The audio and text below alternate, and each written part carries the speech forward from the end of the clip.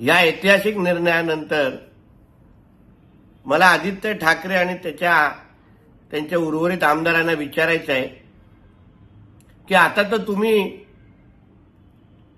शिवसेनेचे म्हणजे माननीय एकनाथ शिंदे साहेबांची शिवसेना जी हिंदू हृदय सम्राट बाळासाहेब ठाकरेंची शिवसेना आहे त्याचे आमदार आहात. कारण का निकालानुसार खरी शिवसेना म्हणजे एकनाथ शिंदे साहेबांची आहे. म्हणजे एकनाथ शिंदेजी हे आदित्य ठाकरे आणि उर्वरित आमदारांचे पक्षप्रमुख झाले, त्यांचे मुख्य नेते झाले. मग आता त्यांनी बजावलेला व्हीप ह्यांना मान्य करायलाच लागेल, ऐकायलाच लागेल.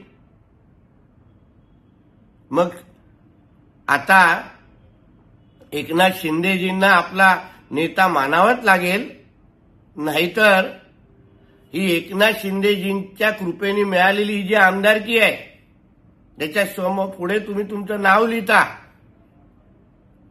ती आमदारकीचा राजीनामा द्या आणि बाजूला व्हा. सांगा आम्हाला एकनाथ शिंदेजींचं नेतृत्व पसंत नाहीये, दाखवा धाडस राजीनामा द्यायचा.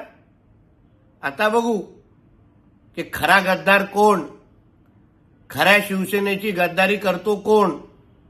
आता ह्याचं उत्तर येणाऱ्या दिवसात महाराष्ट्राला निश्चित पद्धतीने भेटेल.